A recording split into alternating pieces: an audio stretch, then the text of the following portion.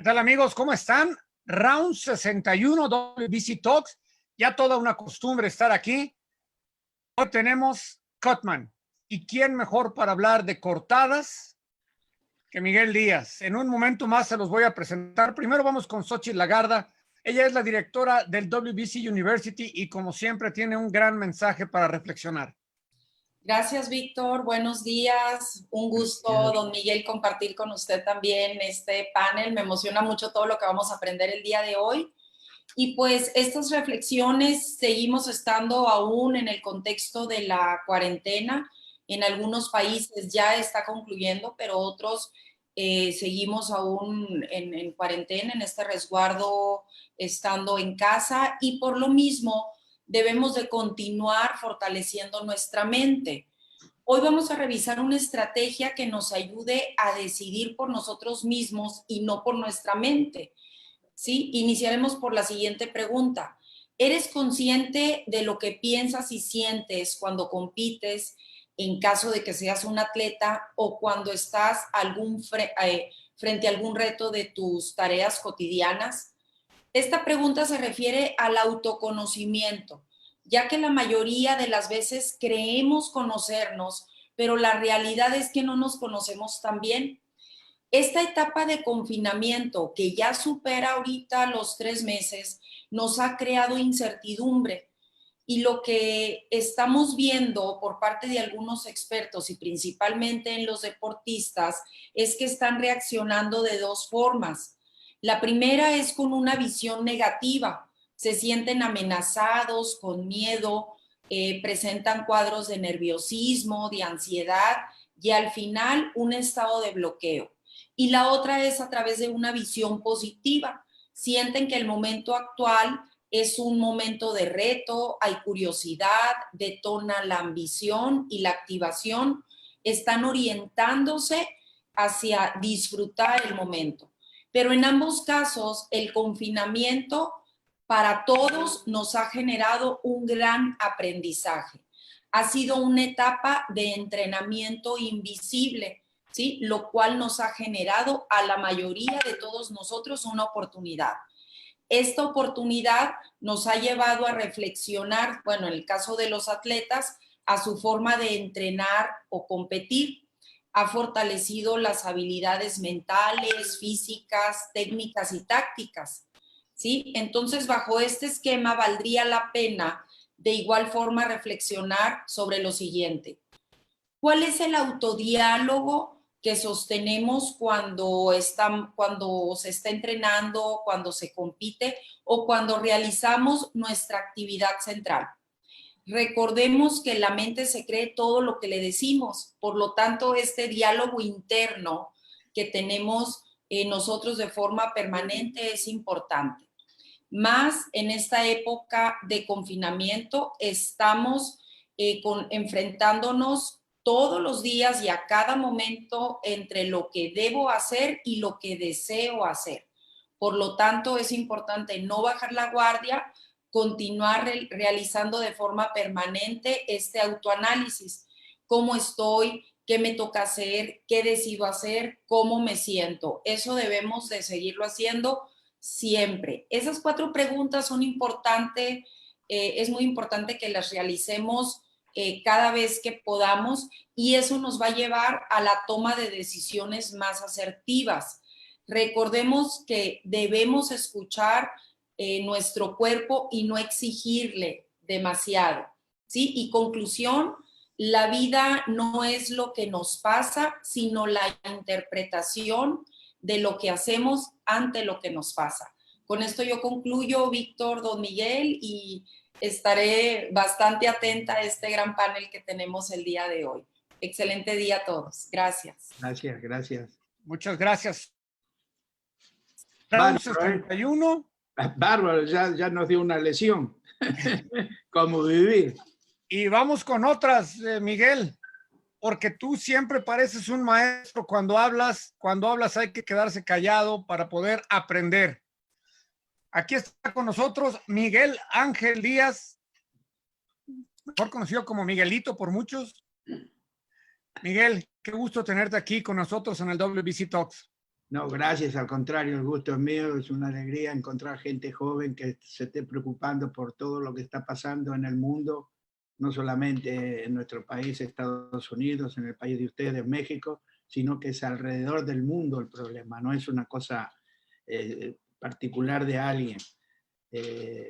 Desgraciadamente, las cosas cada día han abierto, aquí en Estados Unidos han abierto ciertos estados y parece que han tenido una cierta rehabilitación del virus, ha empezado a volver otra vez a lugares que ya casi estaban expuestos casi finalmente por bajar su intensidad y han subido bastante en distintos estados, no sé si ustedes estarán bien atentos a eso, Sí. California, Texas,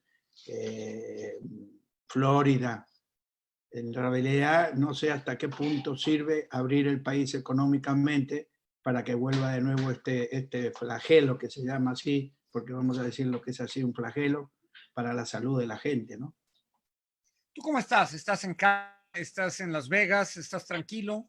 Bueno, yo estoy tranquilo, pero tenemos una cierta, más que nada en familia, bien cerrada la familia. Tenemos a mi nieta que está estudiando medicina y está en una rotación en un hospital en Chicago, la mandaron por aquí la universidad porque no podían hacer nada porque no había mascarilla, estaba haciendo la parte de cirugía y al faltar mascarillas en aquel tiempo, era la primera semana de que se empezó a polarizar toda esta enfermedad, entonces la tuvieron que mandar a la casa de mi hija, que prácticamente está no más lejos que 1 milla de mi casa, en Las Vegas. Correcto. Miguel, pasamos al boxeo. Que es lo que nos trae en realidad a todos Por juntos en supuesto. este momento. Le decía yo a Xochitl que tú inventaste las cortadas para después decir cómo cerrarlas. No, eso no es verdad. Las cortadas existen desde que el boxeo es boxeo. La gente se corta peleándose en la calle, la gente se corta accidentalmente y siempre hay alguien que los cura. Mi señora es muy buena curadora de heridas.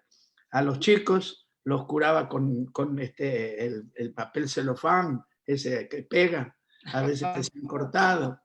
En un principio, cuando vinimos a este país en el año 65, ella tomó una función de trabajo de, le dicen acá niñera o nani o cuidar niños. Y a veces se cortaban y ellos con un golpe y demás. Mi señora los curaba muy bien, mejor que yo creo. Así que esa es una profesión vieja y que no tiene exclusividad de boxeo. Naces en Argentina. ¿En qué parte de Argentina? Buenos Aires, Hospital Rivadavia, un hospital que tenía una clínica de nacimiento de niños. Sí. Además, ese nombre en cuestión de radio también es muy famoso en boxeo, Rivadavia. Sí, la Radio Rivadavia siempre tuvo un programa de boxeo por muchos años. Veo que sabes bastante del tiempo de boxeo de Argentina. Oye, tuve un gran maestro con Juan Arena. Ah, claro, lógicamente, sí, es verdad, es verdad. Sí. ¿Cómo llegas al boxeo, Miguel? Me imagino que empezaste obviamente en Argentina. En Argentina, mi padre fue boxeador, fue entrenador, fue promotor de una promoción chiquita, que en ese momento era, si es clave decir, era un enemigo tú debes de seguro de conocer, y mucha gente en el boxeo conoce enemigo, no enemigo, digamos, pero le salía a Luna Par un amigo chiquito, pero le salía un enemigo. Y bueno, en ese momento yo nazco en 1938 y cuando mi padre estaba trabajando en un gimnasio, que era el gimnasio de un amigo de él, Pedrito, que tenía aparte digamos así, un lugar donde se ejercía boxeo de semana y al mismo tiempo se transformaba los días jueves en estadio, chiquito, para 800 personas más o menos, acomodadas como se podía hacer. Y pelearon ahí peleadores de calidad cuando ya venían para abajo del Luna Park. Se esparcían por todo Buenos Aires y uno de los lugares más conocidos en la Argentina era la Academia de Vicente López, que es en el partido de Vicente López está cerquita de la capital federal, que estaba más o menos a unos 15 minutos de mi casa. Entonces, desde niño estás metido en el boxeo. Exacto, desde los 10 años, 11 años ya. Por visitar el gimnasio era una cosa de empezar.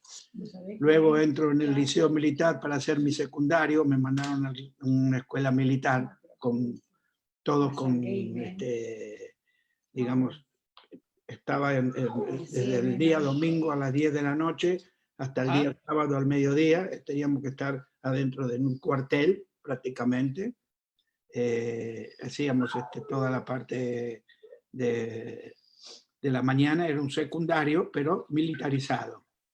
En la Argentina, no sé si todavía existe el liceo militar, pero era liceo militar, liceo naval y escuela de aeronáutica. Eran las tres fuerzas armadas tenían un liceo, tenían un colegio con nivel militar adentro de un edificio militar, con todo lo que puede tener un destacamento militar, con soldados, con sargentos y con oficiales que eran los encargados de las compañías, ¿no? Y después teníamos las horas de estudio, las horas de preparación, y al mismo tiempo, al mediodía, teníamos las horas de ejercicios.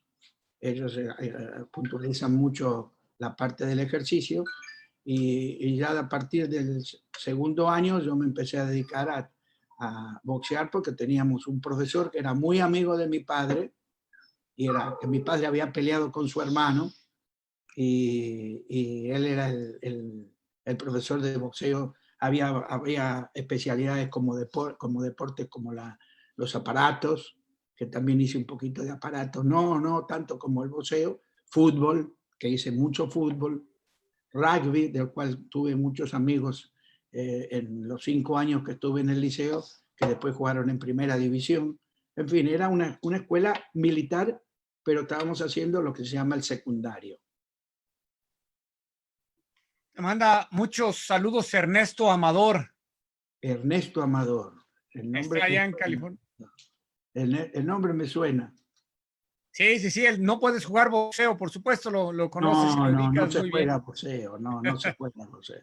Inclusive ya de amateur, nosotros peleamos intercolegial, y cuando nos tocaba ir a la escuela militar, perfecto, pero nos tocaba la marina y nos tocaba la aeronáutica, y ahí te das cuenta que ya no era, y a pesar que era boxeo amateur, ya no era una cosa friendly.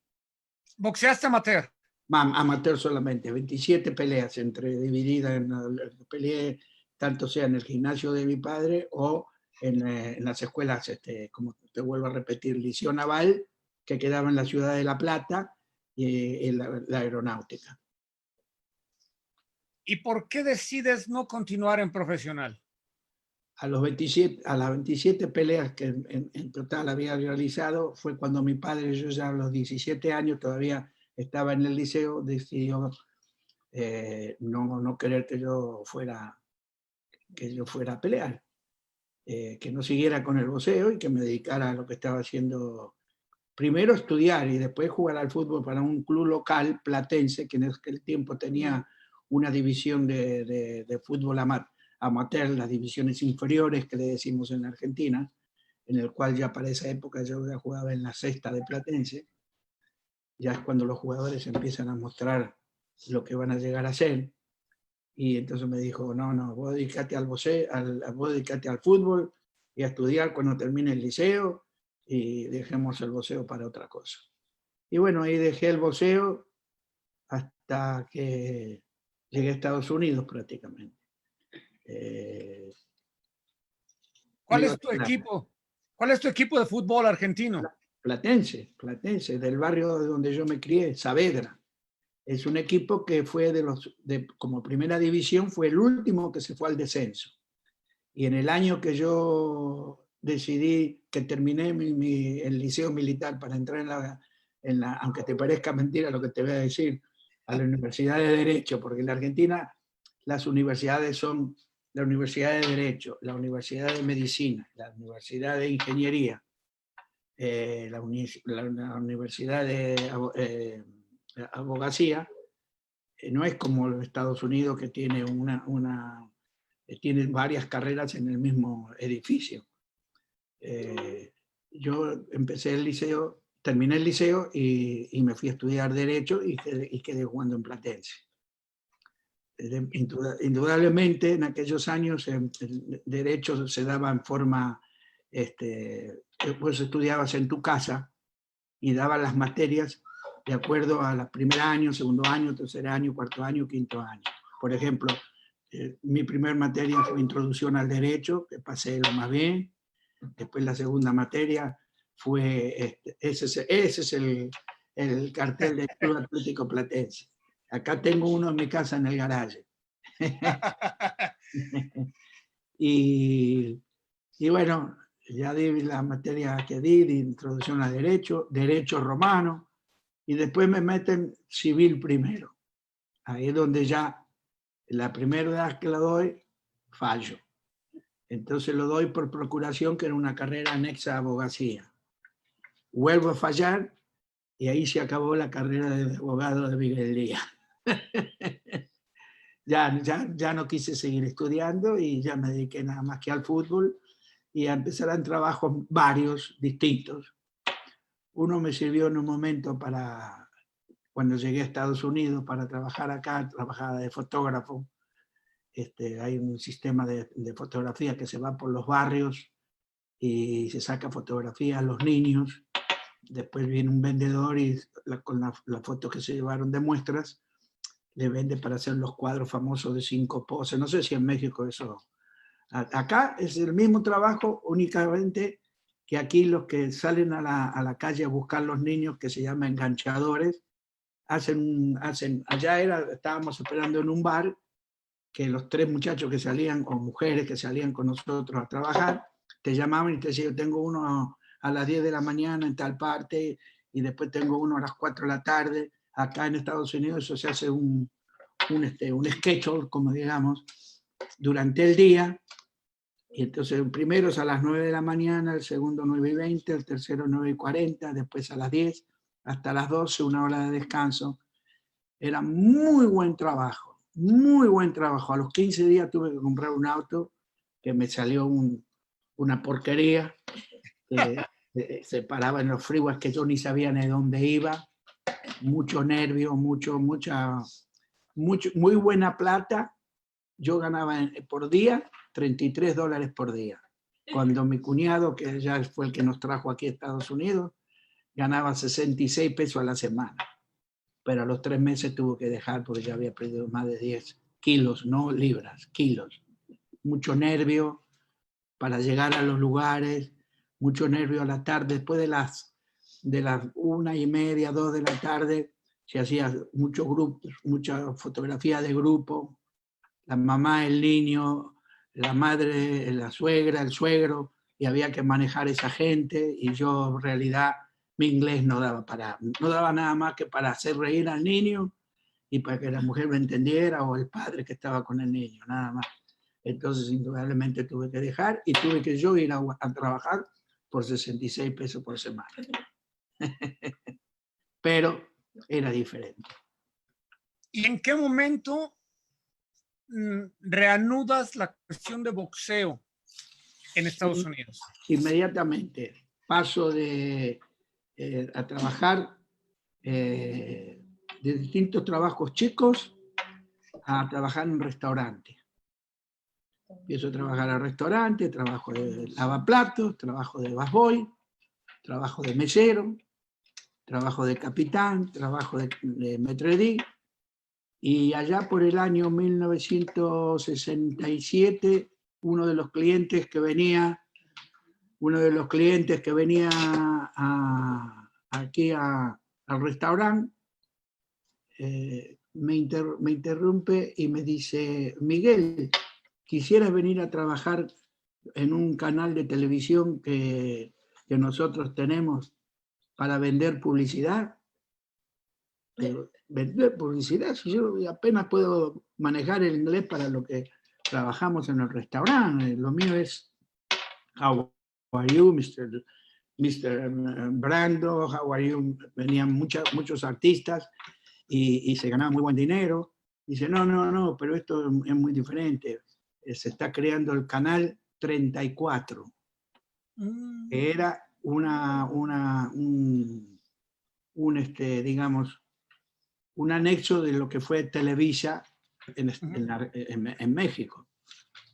Digo, caracho. Para ese entonces había unos locutores en español los días sábado, en un canal inglés, el canal 5, número 5, y yo casi conocía a todos ellos, porque imagínate, con el inglés de uno, lo principal era un sábado a la mañana ver algo en español. Había 2 radios, KW y Cali, y televisión no había. Entonces, le digo, bueno, ¿qué es lo que...? Dice, bueno, nosotros precisamos, el canal va a ser la miria que va a los latinos, el que representará a los latinos. Le digo, bueno, si así es el asunto, le digo, ya le vuelvo a repetir, yo no creo que tenga un inglés necesario como para trabajar. Dice, no, porque vos vas a trabajar más que nada con lo que se llama retail. Vas a trabajar con negocios de venta de muebles latinos, van a ser mexicanos, por lo general todos mexicanos. Yo vivía en Los Ángeles, me olvidé de decirte que yo había ido a vivir a Los Ángeles. Y después, cuando tenga el tiempo, vas a poder meterte en las agencias, pero no todavía. Entonces nos mandaron a mí y a un chico que trabajaba conmigo también argentino, que él me dijo, si conoces a algún muchacho para traerme, él era el jefe de ventas del canal ya, que recién empezaba. Entonces nos mandaron a UCLA, la Universidad de UCLA, para tomar publicidad, no crédito, pero para saber cómo trabajaba la agencia de publicidad y todo eso. Y bueno, ahí aprendí más o menos cómo se movían las agencias, pero trabajé nada más que y de ahí, por supuesto, el boxeo. Ellos transmitían boxeo todos los miércoles desde Los Ángeles. Yo tenía la venta de ese programa con un señor peruano-americano, que tenía un dealer de auto. Y en un momento me llegó a pedir que si el programa, en vez de salir como salían en ese momento, con la voz del famoso Pico Loro, que a lo mejor vos sos más joven, pero que a lo mejor lo habrás escuchado, lo habrás sentido, pelearán, y se pasaba un minuto gritando pelearán. Y así 2 muchachos, el director de Gerardo Payeres, que era el director de la programación, un cubano, y uno de los muchachos cortaban el chat, la lata, como le decían ellos, que venían en lata, los programas del sábado, y un programa de 1 hora. Entonces, un día me dijo este señor, yo quiero que lo presente a alguien el programa. Le digo, bueno, hasta ahora el programa sale así. Le digo, Manuel, yo no puedo dirigir eso, pero voy a traer digamos, la ansiedad de hacer eso.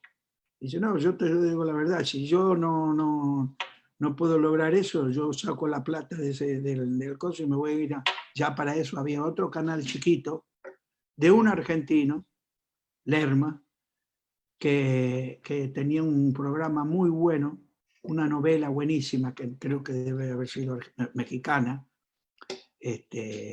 ahora no me recuerdo el nombre, pero que todo el mundo escuchaba esa novela. Y dije, no, esto hay que conseguirle un locutor. Y el locutor, había un señor que transmitía la lucha libre, y a Payares no le gustaba porque estaba muy identificado con la lucha libre, y yo le quise decir que Jaime Jarrín, que trabajaba en la radio.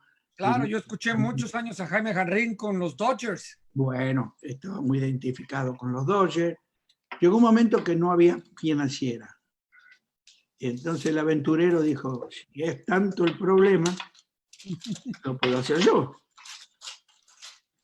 Y entonces saltó Pallares, saltó y saltó todo el mundo. Ahora sé si vos nunca hiciste televisión ni nada. Yo creo que para decir, señoras y señores, esta noche tenemos desde México una gran pelea, se presentará el gran favorito de la gente, por decir un nombre en este momento, Rubén Olivares o Chucho Castillo, claro, o Zárate o el que sea, y ponerlo en el aire. Bueno, yo pensaba que era fácil, pero no era fácil. La primera noche yo pensé que el stand donde yo tenía los papeles y demás se me volaba, se me iba. Era una cosa que llegué a decir una barbaridad en una oportunidad. Creo que la segunda, tercera noche. Dije, muchas noches y muchísimas gracias. Una cosa así dije. Una cosa que nada que ver. Y eso empezó a llevarme a ver el Olympic Auditorium, del cual vi todas las peleas de Olivares, Chucho Castillo, Lionel Rossi y Chucho Castillo, el día que se prendió fuego el Fórum y le quemaron un Cadillac a ese gran actor, ¿cómo se llama el actor? Murió hace poquito, de 103 años, 104 años. Que el hijo Kirk Douglas. Kirk Douglas le quemaron el carro porque la gente pensó que había ganado Castillo y yo sabía que Castillo... Yo sabía y le dije a Dani Villanueva, que era el jefe del canal, un muchacho que había jugado al fútbol para Dallas y después entró en el canal como un public relation y al mismo tiempo también él iba a las agencias a trabajar, a vender a San Francisco, me acuerdo. Y bueno, todo eso lo estuve haciendo hasta por un año.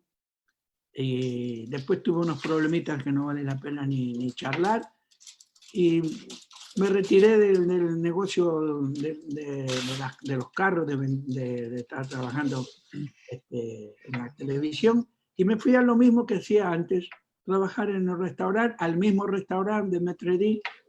Me sentía más, la venta, a mí yo era muy buen vendedor, si el Rudy Castillo, el vendedor de carros, que yo iba y le vendía, pero también me tocaba ir a venderle a un americano y el inglés no te costaba. No trabajaba. Y pusiste un gimnasio en Los Ángeles, ¿no? No, yo gimnasio nunca puse en Los Ángeles, lo único que yo visitaba, el gimnasio de la Main, yo el boxeo no lo empecé en Los Ángeles, digamos, el entrenamiento. Lo mío fue un accidente. Cuéntanoslo. Nosotros íbamos a comer a un restaurante mexicano aquí, mi señora, mis niños. Yo tengo una hija, tengo un hombre, en aquel tiempo eran niños. Y yo veía a un muchacho trabajando ahí, que era muy ligerito, caminando muy así a la ligera y haciendo cosas y vivo. Y señora, le traigo más las papitas, le traigo, y de vez en cuando se escondía una media botellita de esa jarrita y traía un poco más de tequila con lo que ustedes llaman la famosa bebida mexicana mezclada, ¿no? Y le digo, decime una cosa, ¿vos no sos boxeador? Me dice, sí, yo soy boxeador. Digo, ¿pero vos estás peleando acá en el Silver Slipper? Me dice, no, don Miguel, yo hace 3 meses que llegué acá. Yo era boxeador en México, era de la capital. Digo, ¿profesional? Me dice, sí, yo tengo 4 peleas profesionales. Digo, ¿y por qué no lo haces eso? Me dice, y yo acá, dice, mire, yo trabajo, vengo a las 8 de la mañana con el cocinero. Él es el que me trae, no tengo auto. trabajo al mediodía, hago lunch, después me Mira quedo... qué buena foto con Maidana. Sí, el chino. Después empiezo a hacer las mesas para la noche, me duermo un ratito y después a las 4:30, 5. Entonces ahí le dije, y si yo te llevo al gimnasio, consigo que tú quieras venir conmigo al gimnasio, ¿te animarías a venir? Había un solo gimnasio, que era el famoso gimnasio de Gianni Tocco, de Ringside Gym. Fue el único gimnasio por muchos años hasta que se abrió un gimnasio que lo abrió un señor policía que se llamó el gimnasio amateur, que después tuvo muchos años hasta que el señor murió, quedó la esposa y después se lo pasó a una pareja de un matrimonio también de policías y ellos tienen el gimnasio, hasta ahora lo tienen ellos. Pero ese era un gimnasio bien amateur 100%. Pero, bueno, volviendo al tema, dice, ¿pero usted sabe algo de boxeo? Le digo, mira, yo algo sé. Vamos al gimnasio, te entreno. Si lo que yo hago te gusta, seguimos. Y si no, ahí, yo ni sabía quién había en el gimnasio de Gianni Tocco. Yo nunca había ido al gimnasio de Gianni Tocco. Iba a las peleas del Silver Slipper, pero no iba a ver el gimnasio. Bueno, llegué al gimnasio, empezamos a trabajar y el chico empezó a darse cuenta que algo sabía, no era una cosa de primera como, por ejemplo, se puede hacer en México, pero algo sabía. Sabía toda la parte técnica, sabía toda la parte de gimnasia. Y fuimos creciendo los dos juntos porque empezamos a pelear en el Silver Slipper. Hicimos 2 peleas de 4 rounds, hicimos como 4 o 5 peleas de 6 rounds. Y cuando tuvo que debutar en 8 rounds, que hacía las peleas, me puso un tipo duro para él. Yo no quería, pero yo me daba cuenta que si él no peleaba esa pelea, y le expliqué yo a él, mira, él se llamaba Mesa, y el Chuy, le digo, mira Chuy, esta pelea va a ser dura, pero es lo único que ofrecen en aquel tiempo. Las peleas de grandes casi había habido, pero eran 1 o 2, y lo único que había en Las Vegas era esa promoción. La vamos a tener que tomar. Y dicho y hecho, perdió por nocaut. Perdió por nocaut en el 6º, 7º round. No estaba preparado para pelear con ese muchacho, un muchacho que peleaba muy bien. Y bueno, él en realidad se dejó, pero para ese entonces yo ya tenía como 3 o 4 peleadores, inclusive peleadores profesionales, ya con peleas de 10 rounds. ¿Ah? Entonces, un manejador de primera categoría, Billy Baxter, que tenía peleadores de primera categoría y le gustaba mucho. ¿Y dividías tu tiempo? ¿Seguías trabajando en el... Sí, yo seguí trabajando hasta el año 84. Yo nunca dejé de trabajar porque pensé que para mí trabajar en el Hotel MGM, que en eso trabajé, me representaba que yo no necesitaba que mi peleador, la experiencia esa que tuve con el peleador que perdió por nocaut me sirvió para no tener que pagar mi casa. Yo compré casa a los 4 años de estar aquí en Las Vegas, yo vine en el 73. Mi casa, la comida y demás, mi auto y demás, con la sangre de uno de mis peleadores. Nunca llevé un peleador, aunque sea peleador de 4 rounds, peleador que no era de primera categoría, siempre fueron con chance de tener un 40% mínimo de ganar, y nunca le di ningún problema a ninguno de esos promotores. Yo ya iba a Los Ángeles a trabajar con los peleadores, iba a Reno, y nunca tuve un peleador que yo, para tener que vivir, tenía que pelear ese peleador. Claro. Nos están viendo, Miguel, en Brasil, en Madrid, España, en Tijuana, México, Mérida, Ciudad de México, Argentina, Uruguay, el Reino Unido. Nos ven de muchos lugares. Me pide el referee internacional, mi querido Lupe García. Ja, enviarte un saludo y decirte que se acuerda mucho cuando estuvieron en Tokio, Japón, con Pedrito Pedro Décima. Décima era su primer pelea. Era su primer pelea. Sí, señor. ¿Ese fue tu Muchas primer gracias. gran peleador, Muchas Pedro gracias. Décima? No, no, yo ya había tenido otras experiencias aquí en Estados Unidos de pelea de campeonato mundial. Pero ese fue mi primer campeón hecho por mí, hecho en mi casa. Tuvimos un problemita en un principio cuando vino para trabajar en una función del Caesar Palace, que tenía gente trabajando para digamos, lo que se llama junkyard. Los casinos hacen a veces grupos de gente que vienen de una ciudad y ellos no pagan nada, no pagan el viaje, no pagan el hotel, no pagan la comida. Son clientes que tienen mucho dinero y todo es pago. En ese momento tenían un junkie de la Argentina que tenía muy buenos clientes, muy pero muy buenos clientes. Entonces el jefe del junkie aquí en Estados Unidos decidió preguntarle a Mr. Bar por un peleador argentino para hacer una pelea con un argentino el 25 de mayo, que es un día fecha patria en la Argentina. Ajá. Entonces me llamó y me dice, yo iba allá a Top Rank, a la oficina, a hablar con ellos, con Bob Arum, con Bruce Trample, que en ese tiempo era el único matchmaker que tenía Top Rank. Y me dice, preguntale a Tito Leture si tiene alguien para venir. Tito ya para ese tiempo había cerrado el Luna Park. Yo había trabajado con él, con varios peleadores que le había traído a Estados Unidos.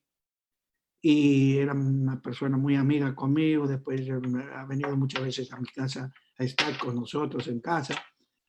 Y él me propuso la idea de un muchacho, Pedro Décima. Tenía 14 peleas, era un muy buen peleador y el entrenador era muy buena gente. Que Tito ya no tenía boxeo en el Luna Park, nada más que hacía funciones de veladas de cantantes y de música y demás. Él lo tenía presente a este muchacho y me lo recomendó, y tal es así que lo trajimos. Y a Bob Arum le gustó mucho, noqueó en el segundo round a un filipino, buen peleador, y me dice, vamos a hacerlo de pelear otra vez, pero con un peleador ya de más calidad, 10 rounds. Y primero con Alan Makitoki. Exactamente. Me dice, si se queda con ese peleador, un mes lo pongo, buena plata, $10,000 en aquel tiempo, era muy buen dinero, y después se puede ir a la Argentina y después regresamos y ya le hacemos la campaña. Bueno, fenómeno. Se quedó un mes, una pelea muy buena con un muy buen peleador. Jesse Benavides. Estaba número 4 en el mundo. Trabajamos para ganarle. Siempre traje yo al entrenador de él, señor Rodríguez, que vino. Le metimos un knockout, un uppercut de derecha, que con eso estábamos practicando para la pelea. Y entonces ya Pedrito, ya para ser, de ser una posibilidad, ya Bob Arum dijo, no. Entonces me dice, decirle que se quede un mes más y yo te pago para que esté en tu casa y demás, porque él sabía que cuando ellos me dijeron que si se quedaba un mes, ¿dónde iba a ir? Digo, no, me dice, mira, vivir a mi casa. Y entonces Pedrito no quiso quedarse ya un mes más. Tenía un pedido de su novia muy especial. Y yo qué, al final se fue. Desgraciadamente, su visa no llegó hasta el día martes. O sea, él viajó el día miércoles y la pelea era el día jueves. Para el séptimo round ya no había piernas, ya no había nada. Y bueno, Pedrito, movete, agarrate, haz lo que pueda. Pero estaba peleando con un ex campeón del mundo que pegaba y muy inteligente. Espinosa. Exactamente. Veía muy bien lo que estaba pasando, a pesar de que le venía ganando por puntos, y me lo noqueó. Pedrito era un poquito flojo de mandíbula. Boxeaba muy bien y pegaba fuerte, pero era un poquito flojo de mandíbula. Y me lo noqueó. Entonces ya ahí Bob Arum se se aplaca y bueno, como a los 2 meses, 3 meses, hubo un llamado nuevamente de él y demás, dice, me gustaría ir y quedarme allá. Y digo, Pedrito, si venís te tenés que quedar, no te podés volver al mes. Ya eso nos hizo sufrir mucho, y todo el mundo que vive con vos tiene que entender de que esto no es un juego, tenés que quedarte. Bueno, se quedó 1 año conmigo. Ganamos, Bruce Trump me dio un par de peleas, Tarrank,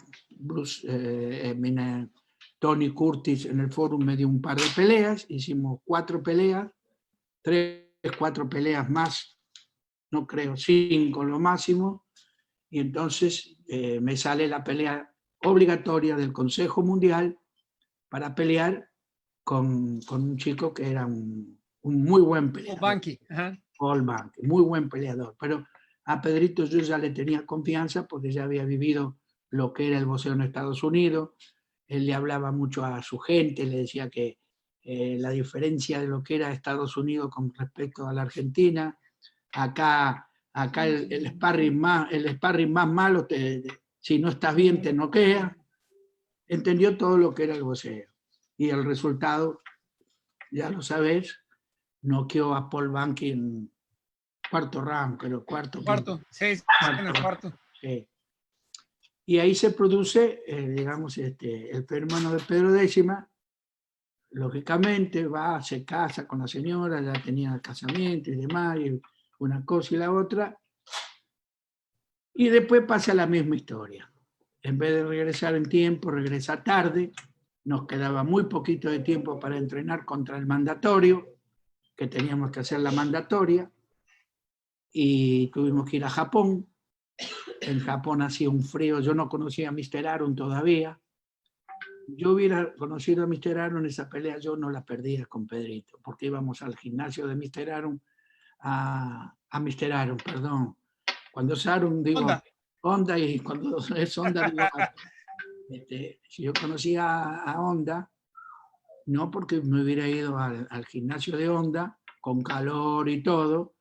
Ahí estábamos en un gimnasio que nos abrían la ventanilla del gimnasio, pero nos ponían unas cocinas de querosén que no se aguantaba el olor. Es ir a la casa del lobo. Estuvo sin comer por 3 días, Pedrito. Comiendo una lechuguita y un tomate, y casi porque no tenía peso, no veíamos el peso hasta el día del pesaje. A las 5 de la mañana hice abrir la televisión que iba a hacer el pesaje ahí a las 5 de la mañana. Le dije, si no la abren no hay pelea. Cuando yo lo vi hacer a Pedrito, las 122 libras.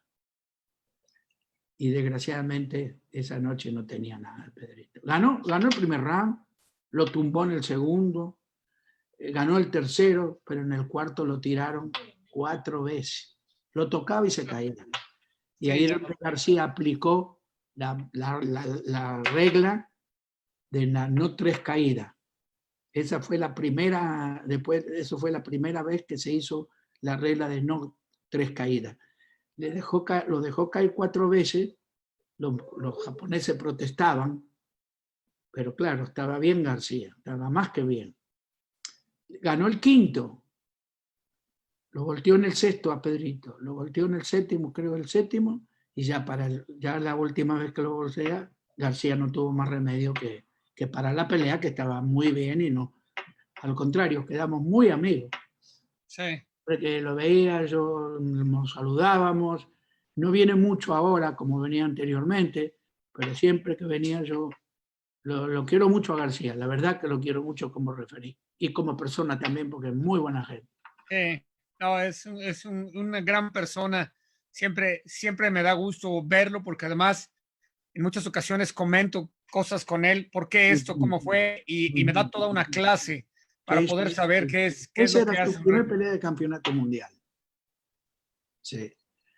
Y perdóname que te interrumpa. Ese año, el año que siguió, el Consejo Mundial hizo la convención en Las Vegas. Entonces, tú sabes que el hijo, el flaco, que le decíamos en aquel tiempo nosotros a él, hace muchos años que no lo veo, era el que hacía la parte del Consejo Mundial de peleas, y entonces se pasaba durante el proceso del opening las peleas y la cosa fue aquí en el Hotel Sahara. Y no me olvido nunca que cuando empezó la película, digo, seguro que me van a pasar la pelea de Pedrito Décimas, porque era digamos, la confirmación de que se podía perder un round, 4 rounds, y el peleador seguir. Claro. Y así fue. Entonces, imagínate la cargada que me comí de todos los locales, que todo el mundo me decía, qué bien tu peleador, ¿eh? Ya comprobó la regla, por supuesto. Se caía y se levantaba. Como entrenador, ¿qué otro gran peleador tuviste? Como entrenador, yo considero que el número 1 para mí, Roger Mayweather. Roger Mayweather. Yo fui entrenador después de que Jesse Reed tuvo unos problemas muy grandes con él. Prácticamente aquí en Las Vegas no había muchos entrenadores, y creo que Roger Mayweather fue un gran peleador. Tuve otros chicos que en realidad tuve de entrenador en un tiempito, vivían en Venezuela. David Grimán lo llevé a pelear a Tailandia, y de ahí me hice muy amigo con el que me ganó el título. También el mismo día de la pelea nos llevaron desde las 7 de la mañana, 4 horas en un viaje de Bangkok a un lugar que nosotros no sabíamos dónde era. En un momento dado en el auto íbamos en una carretera chiquita, no era un auto, era una camioneta, y yo veía al costado, se movía el agua, y yo le digo al chofer, digo, ¿qué es eso que se mueve al costado? Me dice, esos son cocodrilos, me dice. ¿Y usted va a 110 kilómetros por hora? Le digo, dice, no, estos son millas. Aunque sean millas, viejo, pare la velocidad, nos caemos acá y aquí dejamos la vida. Eran cocodrilos. Bueno, ahí nos ganó un muy buen peleador, nos ganó un muy buen entrenador, y perdimos el título. Y después ya Pedrito Décimas ya Pedrito Décimas fue un tipo de boxeador que era como que ya quería dejar de pelear. Ese fue un gran peleador. Mira, Roger Mayweather. Y quería a los mexicanos. ¿Sabes por qué? Porque ¿Por qué? los mexicanos eran peleadores y él era peleador. Él no quería manopla, él no quería bolsa, él lo que quería era pelear. Te puedo contar una anécdota que es una cosa que demuestra quién era Roger Mayweather. Estábamos en el gimnasio anteriormente, el gimnasio de amateur, y apareció un gran boxeador, perdón, un gran boxeador de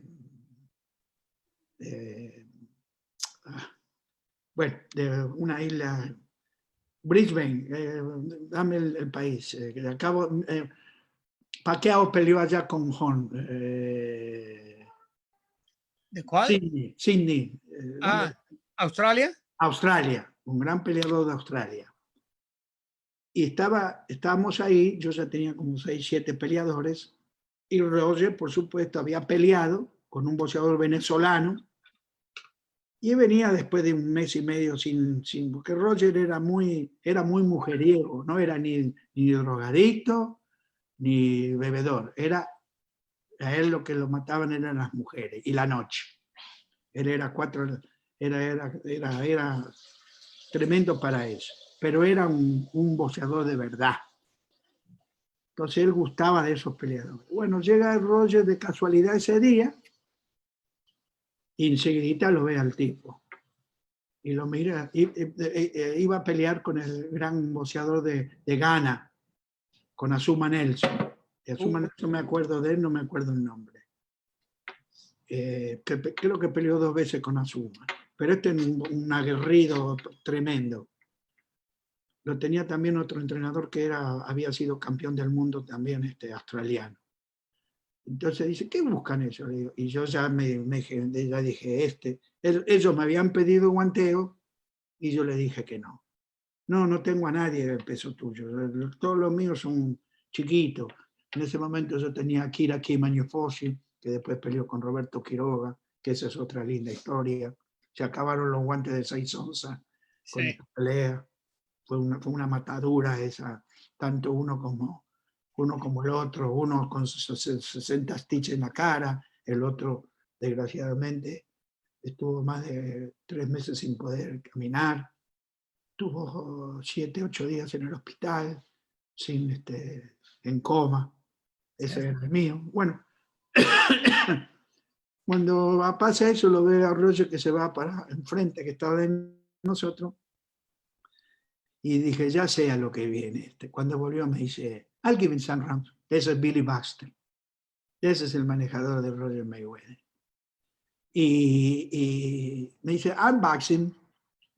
Le digo, Roger, forget about it. You don't need him. He was a 30-pounder, tremendo fighter, and no classic fighter. Just dame que te doy.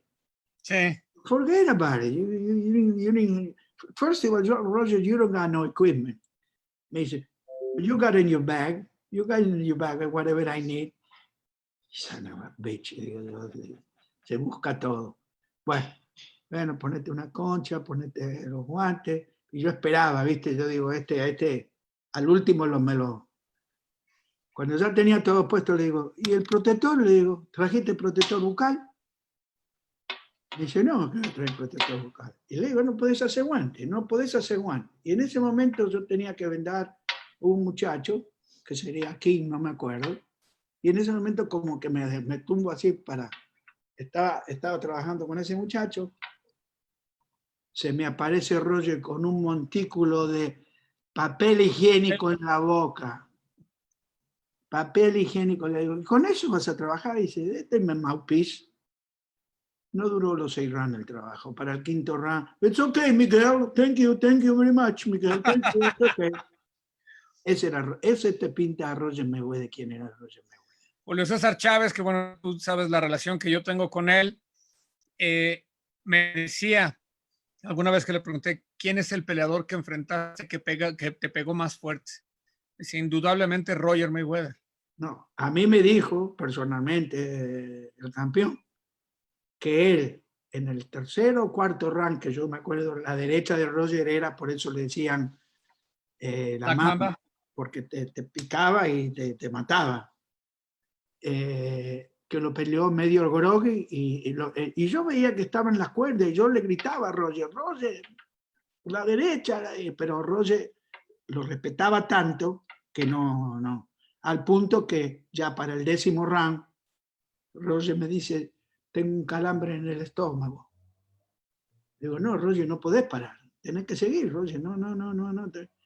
Y te voy a decir lo que me dijo. Motherfucker, tengo un calambre en el estómago. Y no era el calambre, el calambre no era, lo gancho al hígado. Y se paró la pelea. Ese fue el único, en realidad, que Roger respetó como peleador, el campeón. Sí. ¿Y cómo llegas a las cortadas? Bueno, las cortadas yo las empiezo a hacer en una manera, digamos, por ser económico, por no tener que pagar Catman, empiezo a saber con un gran entrenador que tuve que me enseñó a vendar, me enseñó a inyectar en las manos, que se llamó Beto Martínez. Un gran entrenador, un gran hombre de boxeo, pobrecito, murió ya hace muchos años. Y él me había enseñado primero las bases. Me enseñó, después me enseñó lo más importante en el boxeo, que yo se lo digo muchas veces a los entrenadores nuevos y a los manejadores nuevos. Esto estoy hablando en contra a lo mejor del peleador, pero estoy hablando en beneficio del entrenador y del manejador, que es el que a veces pone el dinero y al final nunca agarra nada. A los boxeadores hay que cobrarle el porcentaje, porque después cuando vos le querés cobrar el porcentaje, le parece a ellos que es mucho o que no te lo mereces. Me lo dijo una vez cuando vio que yo, a un boxeador de los míos, en el principio, yo trabajaba y ganaba buen dinero en el hotel. Entonces, en este tiempo, 4 rounds, $150. ¿Qué le iba a sacar? Yo tenía papeles con aquellos boxeadores que vinieron del Mariel, cubanos, en el año 80. Y $150 me daba no sé qué cobrarle, cuando yo me ganaba $150 en una noche en el trabajo, y también un sábado de 200. Entonces le fui a cobrar un cheque a uno de ellos porque tenían nada más que lo que se llamaba el parol, los cubanos tenían nada más que el parol, y él venía atrás mío y me vio que yo, cuando le agarré la plata, se la di toda. Entonces me dice, bueno, güero, ven para acá, porque me decía güero a mí, me decía. Dice, yo a ti te enseñé a vendar, te enseñé a poner la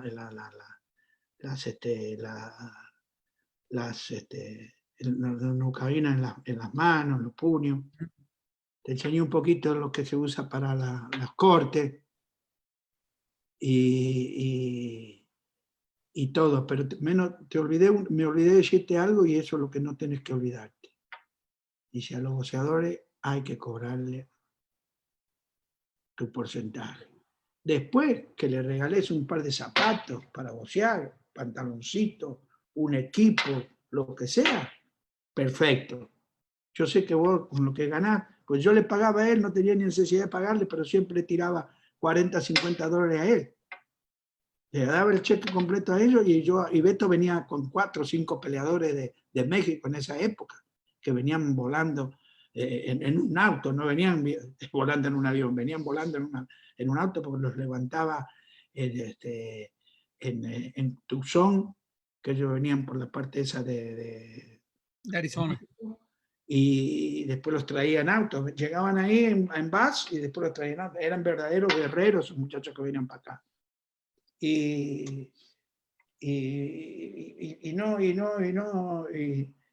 yo nunca les cobraba y les pagaba a él. Y digo, pero Beto, digo, eso es lo primero que tenés que, te lo digo porque te vas a llevar, vos vas a estar mucho tiempo en el boxeo, porque yo sé que vos el día de mañana vas a dejar el trabajo y aprendiste muy bien todo, lo aprendiste muy bien, el sistema americano, te llevas bien con todos los promotores.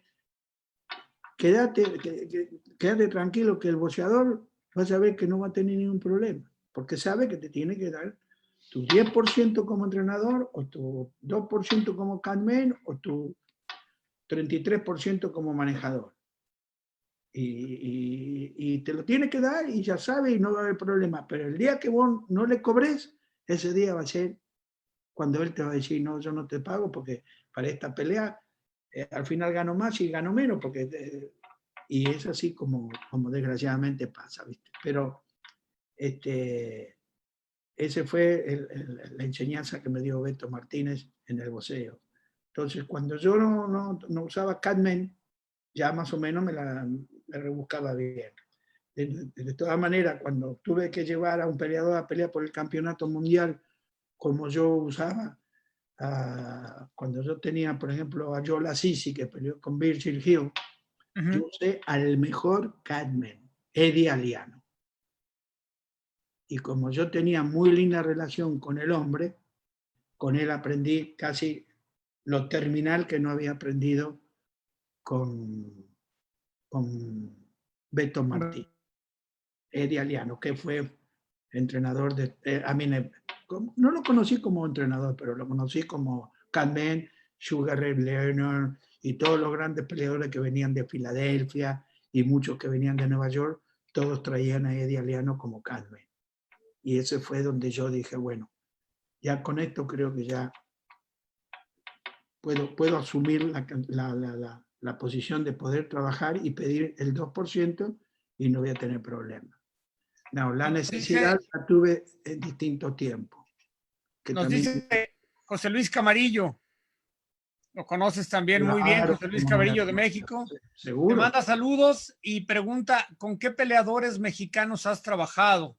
Tú estuviste con Edgar Sosa cuando peleó con ¿Cómo no? Viloria, con Brian Viloria en San Antonio. Sí, sí, sí. No, y con campeones mundiales, peleador de papá y el hijo, en aquel tiempo era el papá solamente, de Larios.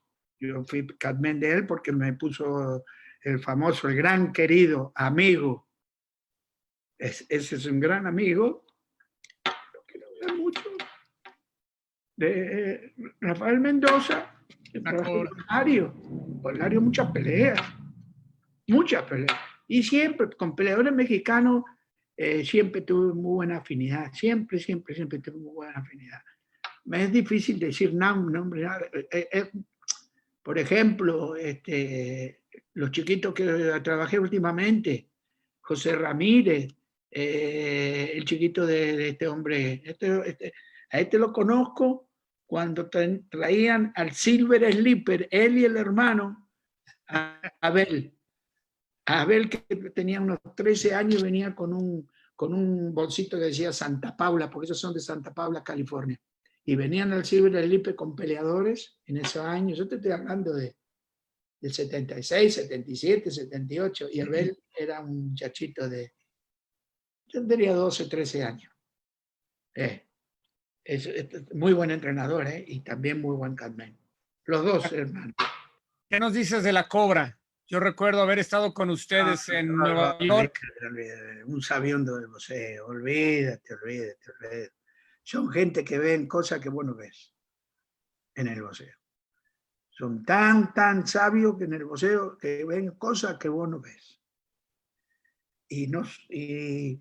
Y podrían usar cualquier actividad en el boxeo y la hubieran hecho bien. No fue entrenador ni demás, pero que no necesitaba ser entrenador. Con toda la sabiduría que tenía como hombre de boxeo, como manejador, como agente, un bocho, era un bocho. Y ese es otro que tengo ropa de él en mi casa. Y un día mi señora quiso dar un sombrero, digo, eso se queda aquí en la casa. Ese es Rafael. Déjalo ahí tranquilo. Sí, recuerdo haber estado con ustedes, con Juan Larena, contigo y con él ahí en el Stuart, que ahora se llama, antes se llamaba Finia. Sí. Sí. No, bueno, la forma en la que ustedes tres se llevan, la pasé muy bien con ustedes. No, un hombre de boxeo 100%, 100%. Y hombre de ayudar y de hacer y antes de hablar mal de ti, no habla. Que eso en una persona es muy importante. Pero además siempre pícaro y bromista. Olvídate que mi señora es muy amigo de él, porque los dos eran fanáticos de Sinatra. Y entonces se daban, Rafael, venía a casa, Rafael le estaba guardando esta foto de Sinatra, que sí, ella no. Nena, porque a mí me decían nene y a ella nena, yo te traigo algo peor todavía. Y así era el canjeo de cosas, ¿no? Y lo último que pudimos haber hecho, pero que no se hizo porque ya tenían vendido todo, iba a venir un show grande ¿cómo se llama? Al Wynn Hotel. Y quería que fuéramos yo, él y mi señora al show. Eran $1,000 la entrada. Mira, la convención en Las Vegas, aquí está. Sí, y entonces le digo, este hombre es muy buena gente, el inglés, muy buena gente. En una oportunidad voy con un peleador, lo llevo a Inglaterra y viene y me dice, esto es para usted, don Miguel. Me da 2 tarritos. ¿Qué son? Adrenalina de ingleses que vos no podés usar tu adrenalina, tenés que usar la adrenalina que te dan ellos en unos tarritos que tienen como 100 miligramos. Y me dio 2 tarritos. Dice, esto vos le das buen uso. A uno de estos yo no se lo puedo dar porque no le pueden dar uso. Me dice, esto hace años que no lo veo, hace como 3, 4 años que no lo veo. Me dice Ernesto Amador que antes en Solo Boxeo lo imitabas, pero que nos cuentes la anécdota de aquella cortada donde ocupaste material y material y material y se te acabó el material y ya no cerraba. Ajá. No, esa pelea fue con un 4 round que nunca me pagó porque se lo llevaron al hospital. Se me cayó un paquetito de Abatín, que eso vale $600 4 gramos. Eso es lo único que para los cortes de acá para arriba, porque de acá para arriba tenemos, acá tenemos venas. Pero, mira quién está ahí. La tima que está al lado no te va a creer que... Con Pero Samson también. lo respetaba mucho. No, Samson lo respetaba mucho. Si había alguien que Samson respetaba, era el viejo. Sí, no es. Y otro que lo quiere mucho, mucho, mucho, pero mucho, es Tutico. Tutico. Sí. Lo quiero muchísimo. Sí. Mira qué fotografía. Son historias, ¿eh? Y entonces se te cayó el material. Pues cada vez que le ponía, como aquí son ¿cómo se llama eso? La parte del cuerpo humano que en vez de ser una vena chiquita, sino que viene la sangre Arteria. directamente, arteria, viene del corazón. Entonces pompea el corazón y lo que le ponía se salía, y se salía. En un round me comió los 600 pesos. Y dije, bueno, entonces se acabaron para mí las 4 rounds, porque sin esta me dio 4. ¿Cómo hago ahora para partir de esto? No, nunca más. Y entonces ya después de eso, si se cortaba y no, si, era un corte que era como un martillo, era así y así, acá arriba, justo arriba del superciliar. Olvídate, eso no paraba ni la Abatín lo paró porque era tan fuerte que llegaba la sangre que volteaba lo que era. Es como mucha gente mucha gente que son Carmen no conocen lo que es el Abatín y es como no un polvo, pero como un algodón. Es como un algodón. Que lo que hace, a través de lo que yo charlé con doctores, dice, lo que hace eso es hacer clog, o sea tapa, es como un tubo que se tapa de la canilla, cuando se te tapa la canilla, eso es lo que hace el Abatín. Vea. Miguel nos Y pregunta. eso lo aprendí yo de Eddie Aliano. ¿Sí? Aprendiste de los grandes, Miguel, y ahora eres tú de los grandes. Ya estoy viejo, ya estoy viejo. Nos pregunta Francisco Posada, ¿cuál ha sido la mejor pelea en la que has estado? Bueno, hay varias, pero la más violenta fue la de Pedro Décima y Quiroga. Esa fue la más violenta. Esa pelea fue violenta porque en realidad mi peleador ya lo tenía cocinado a Quiroga en el 5º round. Pero mi peleador cometió un error que Roger Mayweather, como era él, Billy Buster lo trae a la pelea. Entonces, cuando se está empezando, Hakim, que era un africano que vino a este país cuando tenía 17 años y no pudo pelear en el 84 porque no tenía edad y lo sacaron del Olímpico. Posiblemente, cuando yo te diga quién fue el mejor peleador que entendió mi boxeo, ese es Kid Hakim Anifoshi. Si nunca viste la pelea, búscala y la vas a encontrar y te vas a dar cuenta que muy poquitas peleas como esa habrás visto en tu vida. ¿Por qué? Cuando en el pesaje, Kid Hakim tiene recomendado por este chico Roger, decirle que mañana lo vas a matar. Porque yo le pregunto a Kid Hakim, cuando vamos a comer, Kid Hakim era un 115 libras que medía 5'6", 5'7", mínimo. Porque era casi alto como yo era 5'8". Era una efigie el muchacho, una efigie. Y le digo, Hakim, ¿por qué le dijiste eso de que lo vas a matar? Que vos no sos así de decir, que vos no sos ni de pelear con ningún peleador. Tú, peleadores. ¿Cómo fue que le dijiste eso? Dice, pues Roger me dijo, para asustarlo. Asustarlo. Mañana hay 10.000 mexicanos en el estadio, ¿eh?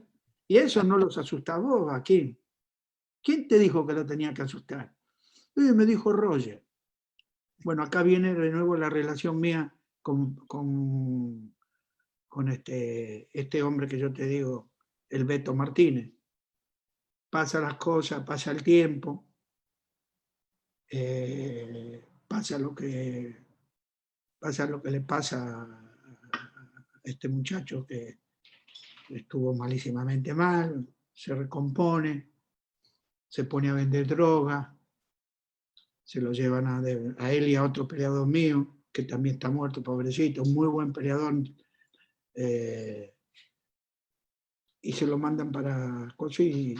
Y ahí, una vez que vos cumplís la pena, inmigración te lleva. Si vos tenés nada más que los papeles del Green Card, si no sos ciudadano, no te puedes quedar en este país, te mandan a tu país. Entonces, estamos hablando con Beto Martínez, me dice, ¿sabes por qué tu peleador ese día no ganó la pelea y le pasó lo que le pasó? Le digo, no, Beto, que no sé ni... Dice, bueno, yo te voy a explicar. Este chico quería cuitear en el 5º round. Ya no quería seguir. Y López, el entrenador, que quedamos muy amigos cada vez que nos encontramos, nos saludamos, nos abrazamos, le dijo, oye, tú te vas adelante de toda tu gente mexicana, que te vas a quedar vos de cuitear en este round, con toda la gente que te vino a ver aquí a vos. ¿Vos querés hacer eso? Y dice, bueno, ok. Y siguió. Si él se para esa pelea, Claro. pierde su pelea, gana su pelea y nunca le hubiera pasado lo que le pasó. Porque esa pelea fue lo más violento, lo más cruel que yo he visto en una pelea. Y ninguno de los dos cayó, ¿eh? Ahí no fue que uno se cayó, el otro se levantó, no, eso fue. Y bueno, ya sabés que el licenciado dijo después de esta pelea, no más 6 rounds, 6 onzas. Sí, claro. De esta pelea, Terrible. todo 8 onzas. Miguel, ¿qué significa para ti el boxeo?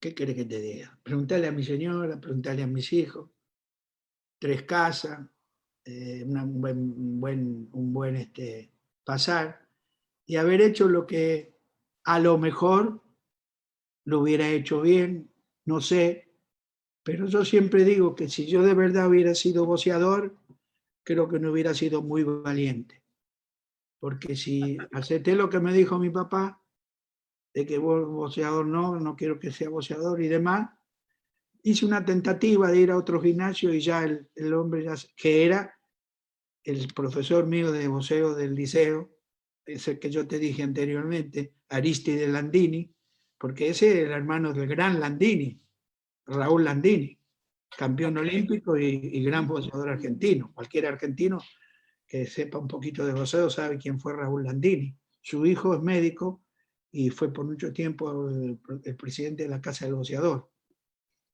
Bueno, si yo no seguí, a esos grandes boxeadores le podía decir cualquier cosa, no sigas más, no hay plata, cualquier cosa que le dijera, no hubieran seguido. Hubieran seguido, y yo no. Claro. Yo Hacer una temática, Miguel. Quiero ser sincero, no quiero ser yo hubiera sido un gran boxeador. Hay un gran entrenador en este momento, Salas. Qué buena foto, Raúl Landini, como Bueno, decías. Ahí está. El hermano de él era profesor mío del liceo y él tenía el gimnasio y cuando yo fui ahí, del hermano de No, nuestra producción está al pendiente, está siempre ahí. Paul Landeros, Gilbert, Paulina, gracias por las ilustraciones. No, mamma mía. Miguel, vamos a hacer una temática que hizo Mauricio Sulaimán en estos talks, que por cierto tuvo un compromiso y lamentablemente no pudo estar aquí contigo. Él tenía muchas ganas de platicar aquí contigo. Claro, somos amigos, muy amigos. Es, Tengo 2 amigos en el boxeo, buenos, ¿eh? Sí, sí, Tres, Mauricio. tres. Yo voy a mentir tres. Uno último. No tenemos muy linda amistad, pero no amigos. Amistad, pero no amigos. Y lo voy a decir porque de todas maneras no, él ni va a sentir ni bien ni mal. El nene, el otro nene y Paco. Los otros dos nenes ya saben quiénes son. Uno Claro. es Mauricio y el otro es Gilbertico. Gilbertico, yo tengo muchas anécdotas cuando él tenía 15 años y 16 años, así que por eso no se habla. Pero esos dos chicos a mí los admiro porque han seguido la carrera de los padres y han tratado de mejorar lo que los padres hicieron. Y si no lo hicieron es porque mucho, mucho más no se puede hacer por el boxeo. El boxeo ha sido una cosa muy, muy especial, pero desgraciadamente nunca tuvo los canones de regir como los tuvo la carrera de, por ejemplo, el fútbol, el básquetbol, el béisbol, especialmente en la parte nuestra, los entrenadores. Claro. Hoy por hoy, y no hay manera de cambiar eso, un tipo se pone una toalla en el hombro, paga $50 en la comisión y puede decidir por la vida de un boxeador. No saben lo que es un golpe. Lo conozco, lo he visto, lo he conectado, lo he hablado con la comisión de boxeo cuando han querido cambiar muchas cosas.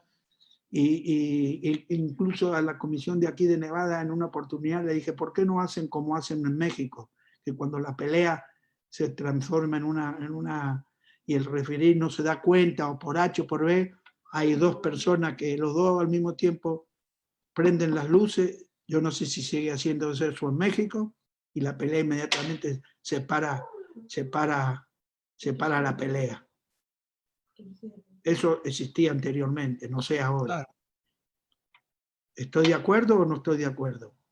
No, sí, por supuesto. Pero sigue siéndose que se para la pelea ahora, ¿sigue siendo o no? Pues ahora se protege más al peleador, ¿no? Sí. Ahora se paran las peleas, ahora inclusive lo hemos visto en la comisión, por ejemplo, de Nueva York, Miguel, Ajá. después de lo de Magomed. Bueno, sí, pero eso ya viene por un miedo económico. Ahí le cargaron $16 millones al Estado de Nueva York. de Nueva York. Y hoy por hoy no te dejan usar una botella de adrenalina si no es la del año. Cuando yo te puedo asegurar una cosa, a mí quizás mañana me dicen, bueno, usted no puede trabajar nomás en Nueva York, me hacen un favor. Y yo tengo una botella de adrenalina del año 19 y no la puedo usar porque dicen que está vieja. Y es mentira, la adrenalina trabaja tanto como la del año 20, porque el que sabe la tiene guardadita en su refrigerador y mientras la adrenalina no se haga poner en color ámbar, es cuando ya ni siquiera es inútil, es lo mismo que pusieras agua. Claro. Porque tampoco va a trabajar. Nos dice Alberto Guerra desde Panamá que tus recuerdos a Panamá y Luis Espada. Sí, claro. Otro hombre de boxeo, aunque no era de boxeo, era de fútbol más que de boxeo. Lo conocí por un primo de él. Sí. Yo jugaba al fútbol en un equipo de esos de barrio, que seguí jugando al fútbol. Bueno, seguí jugando al fútbol aquí en Estados Unidos, en Los Ángeles, en el equipo argentino, jugué en el equipo de los yugoslavos y jugué aquí en el equipo argentino cuando había una liga acá, que era una liga, la de la Liga de Los Ángeles era la Liga Mayor, que era la única liga de fútbol representando a la FIFA. Y venían muchachos que habían jugado en primera división de distintos países y había distintos equipos, yugoslavos, croata, judío, del famoso equipo ese, Okavi, un nombre así, alemanes. Pero el problema del boxeo es que no está reglamentado por gente de boxeo, gente que ha estado en el boxeo. En las comisiones se ha vuelto Las muy complicado. Hay 5 personas que no tienen nada, que son amigos de los gobernadores y por eso están en la comisión. Están los comisionados que son los que manejan aquí qué pelea hay que aprobar y qué pelea no hay que aprobar. Y nunca se han puesto un guante en la vida. Y entrenadores de eso hay hoy por hoy. No cientos, hay miles. Miles de entrenadores así. Miles que se hicieron entrenadores de casualidad. Porque empezaron a aprender cierto vocabulario y con ese vocabulario se defienden con peleadores. Y bueno, después llega un momento que esos pobres peleadores están que son paquetes de Claro. boxeadores. Sí. Oye, Miguel, nos pregunta Héctor Islas, el mejor peleador mexicano que has visto. Mira, aquí está Ismael Salas, a quien mencionabas hace un rato. Exactamente, ese hoy por hoy es uno de los mejores entrenadores. Muy bueno. Muy buen entrenador y es muy buen maestro. Ese me ganó a mí el título de un gran boxeador que yo entrené, David Grimán, allá en el país donde él estaba trabajando, porque él había escapado por Pakistán, y me ganó el título.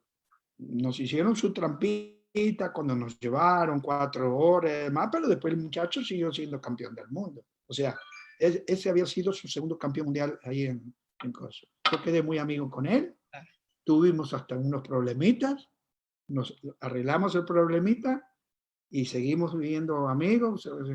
Yo voy casi todos los días a su gimnasio, trabajo Gran con persona. los peleadores de él, pero ese es otro de los que piensa como yo. El problema más grande en el boxeo está en quien maneja el boxeo.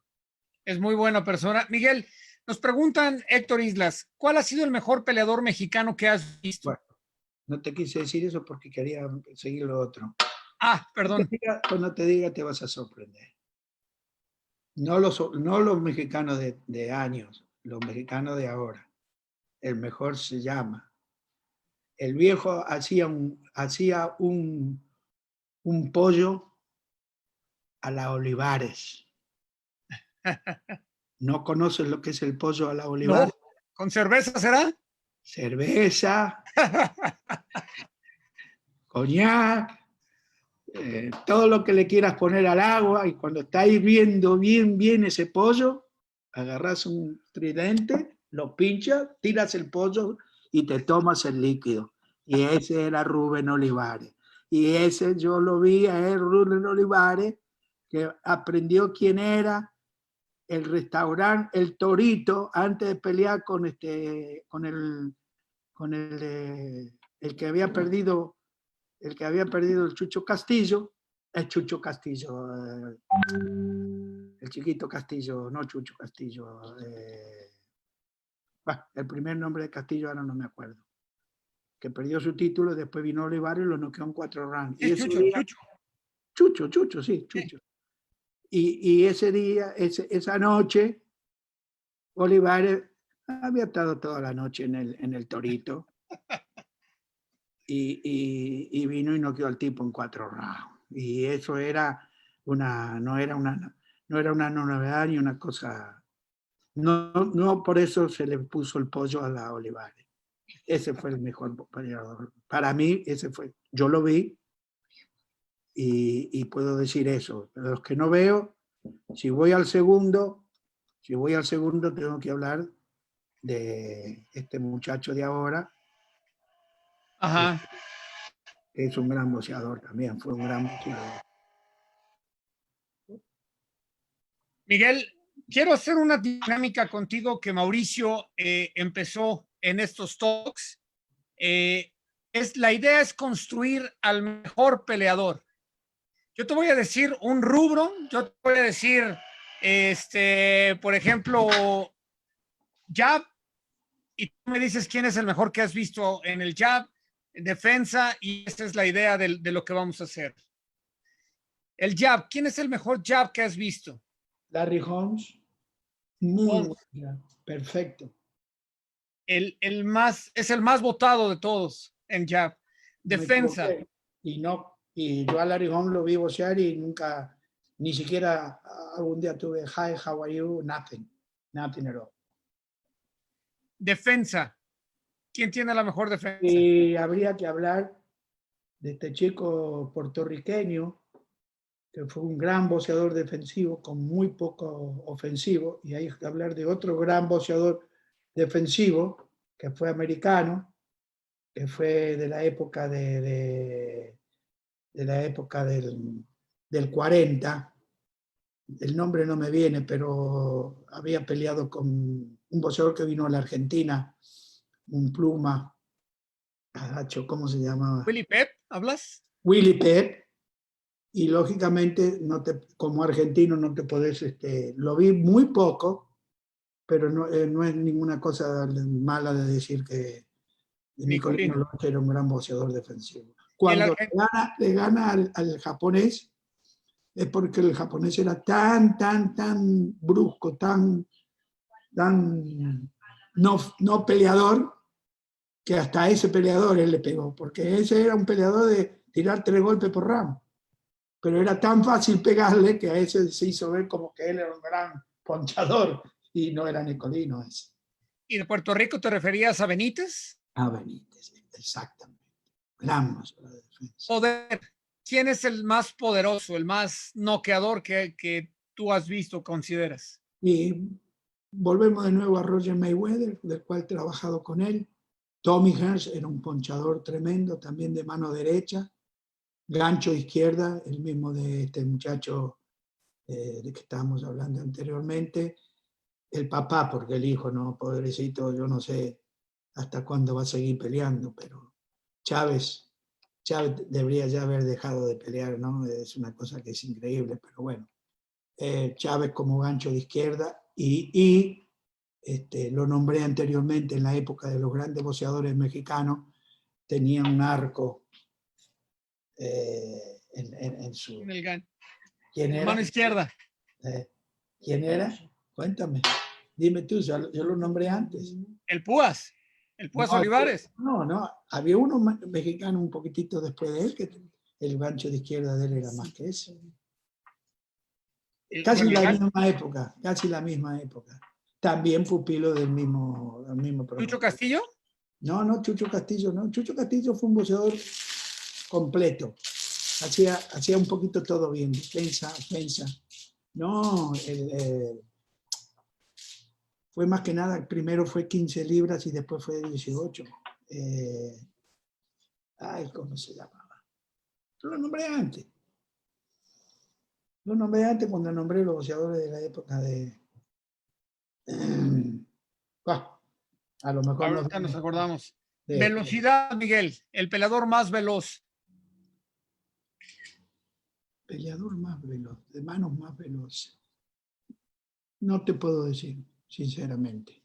No te puedo decir. No, puede ser alguien más actual, un Manny Pacquiao, por ejemplo, que era muy veloz, o alguien que te haya sorprendido. Pacquiao tiene un golpe que yo le llamo el golpe predilecto del boxeador, que snap, sus punches.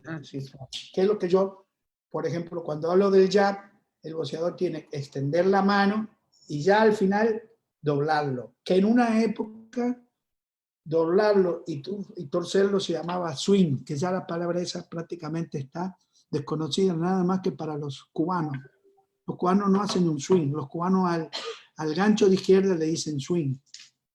Un gancho abierto, pero un swing. ¿Cómo se llamaba este muchacho? Dios, que no me puedo acordar. Bueno. Carlos Zárate. Zárate, viejo, Zárate. Me acaba de escribir Ernesto Amador, Carlos Zárate. Claro, Zárate, chico, Zárate. El Cañas. Ese fue el mejor gancho. Ese fue el mejor gancho de izquierda. Porque era más... Pies. De pies, Miguel. ¿Quién es el que mejores pies has visto tú? Y de los que yo vi, uno de ellos fue Sugar Ray. Sugar Ray fue uno de los boxeadores con mejor desplazamiento. Leonard. Side to side, laterales, inteligente para evitar los golpes, evitar los cruces. Ese es el boxeador que yo más... ¿Y de inteligente? ¿Quién es el peleador más inteligente? Ustedes tienen uno que era con pelo cortito, que iba mucho a Japón, que tiene un hijo, ahora es referí, y siempre estaba pelado, el corte de pelo era bien tipo militar. muy bueno para estar en las ¿Azúcar cuerdas. limón? No, Bazooka era un... Bazooka tiraba golpe a lo loco. Bazooka tiraba golpe que ni sabía de dónde iban a venir. No. Lo quieren mucho en Japón, peleó mucho en Japón. Y yo conozco a uno de sus hijos que vive aquí que siempre cuando viene me viene a visitar. Y, ¿cómo se llama? ¿Medel? Yo Medel. Muy inteligente. En las cuerdas era un león. Yo Medel. Sí, están todos atentos. Está Francisco Posada enviándome. Todo el mundo está ayudándonos con los nombres. ¿Te mandó Medel? Sí. Es que yo vi Medel. mucho boxeo mexicano. Claro. A mí hasta me han ofendido a mí argentinos en el Olympic. Tito trajo un peleador y peleó con el original Gato González, el original.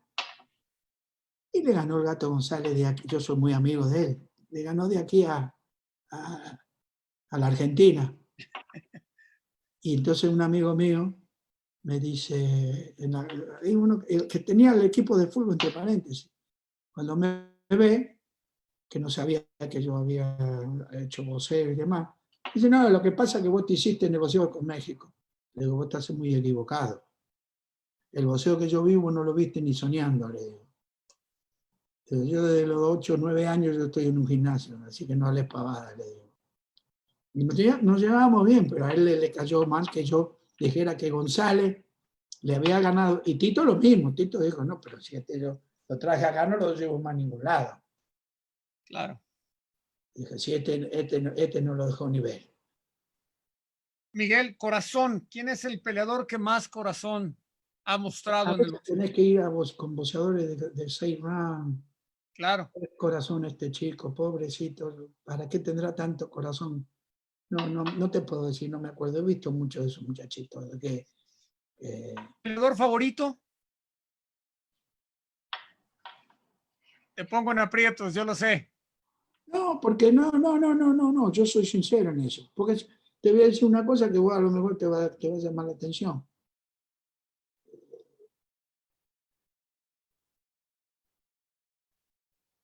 Roger podría ser uno de ellos. Claro. Pacquiao, en distinta época, podría ser él. James Toney podría ser él.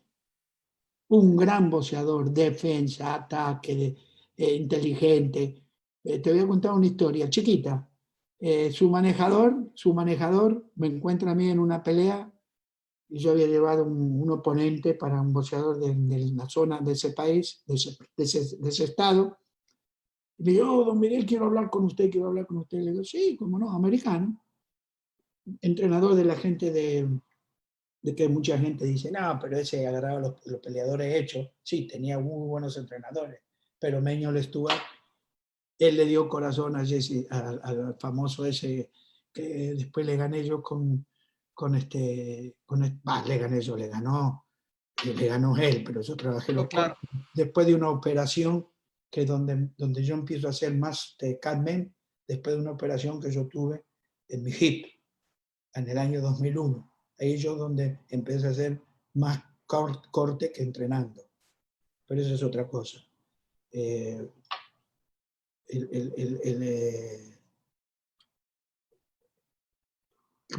La pregunta era, porque se me fue ahora que te dije otra cosa. Estamos hablando del peleador favorito.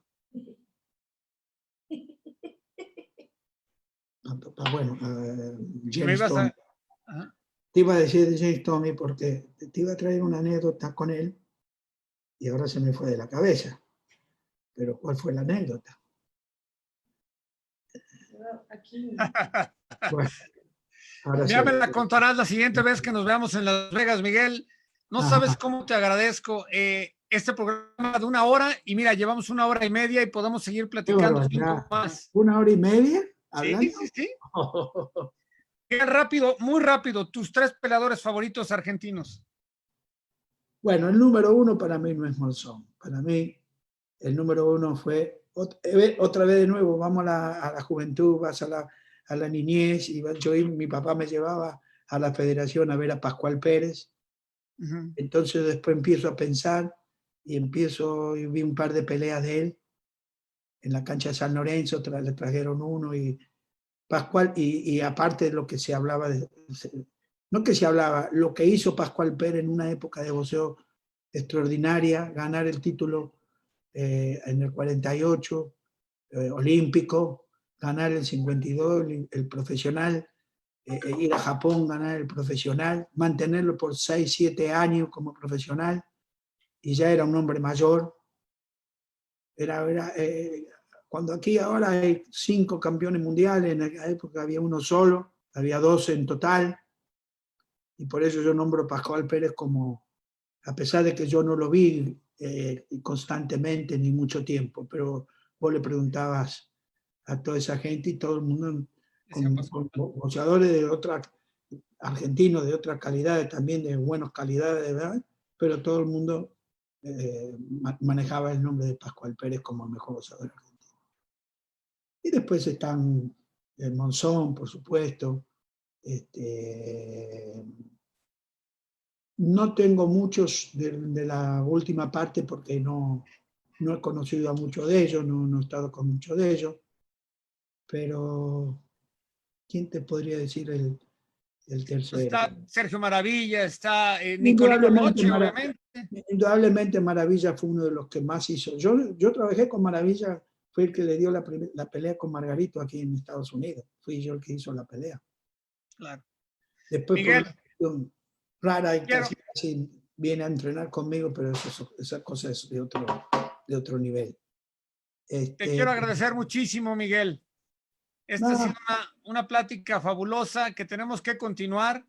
Además, tiene que estar mi nieta acá, porque ahora Juan, yo hablé antes que vos con Juan, para ver si podíamos hacerlo con Juan, porque Juancito ya una vez me quiso invitar.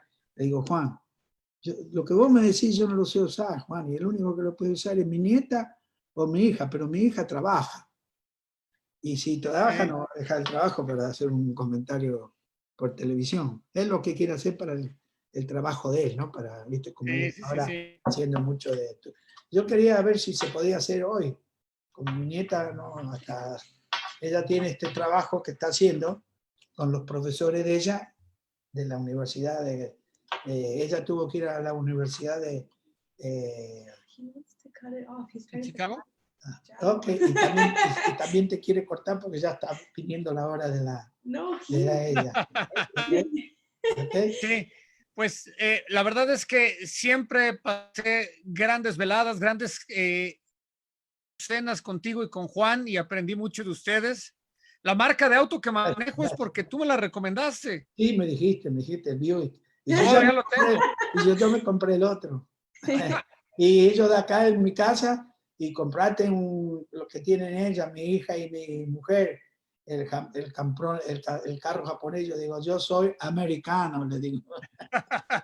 Sí, todavía lo tengo y la verdad es que buenísimo. Miguel, te mando un gran abrazo. Ha sido una plática muy agradable. Un gusto y darle un saludo grande a esta chica, que me pareció muy agradable. Y por supuesto a toda la gente del boxeo allá de México que se queden en la casa si no tienen que ir al gimnasio y que no anden haciendo cositas malas, porque eso parece que se pega a los malos y no se le pega mucho a los buenos. Y ahora ojalá sea así. Los comentarios que tienen ahí para vos. ¿Cuántos comentarios? Unos 50 algo. Te voy a mostrar todo. 50 things called. ¿Tuviste 50? No, más. ¿Más? Él wow. A vos, ya. Wow. Ahora te muestro. Now my granddaughter is going to show me. Muchísimas gracias, Miguel. Gracias a tu nieta. Hay que decirle gracias, porque sin ella no hubiéramos hecho nada. Lo sé. Sé que tú no sabes ni encender el foco. De eso ni hablar. De eso no hablar y no me siento, ¿cómo te podría decir? Digamos, estúpido. No es que uno es estúpido, pero hay una cosa que llega a una edad que el cerebro tuyo no quiere aprender nada. Y vos me enseñás ahora algo y después, bueno, a mí me cambiaron el email. Yo era Miguel Atabran. Sí, lo tenía así. Y me pusieron de MEAD y no sé qué, no sé cuánto, y ya no sé lo que es. Tuve que esperar que ella me lo dijera para ayer decírtelo. Tú lo sabes, tú lo viste. Tú eres un gran maestro y cada vez que estoy contigo aprendo y disfruto muchísimo. Te mando un gran abrazo. Un saludo. De verdad, agradezco mucho tu tiempo y también a tu nieta, por favor, que nunca quiso salir en cámara para saludarnos. Bueno, ahora la operaron a ella. No, no. Y no puede salir. Sí, no. No. Mándale un saludo, por favor, y estamos en contacto. Okay. Hola. Hola, hola, muchísimas gracias. Estamos en contacto y nos vemos pronto. Estuvimos un gran programa contigo, una gran charla de boxeo. Ok, bye. Que estés muy bien, Miguel. Muchísimas gracias. Chao, chao. Amigos, round 61 del WBC Talks, como pueden ver, de lujo, con Miguel Díaz, uno de los mejores, si no es que para mí el mejor hombre de corte, entrenador. Bueno, no sé si baila tango, pero lo averiguaremos después. Poquito. Gracias, Miguel. Chao, saludos.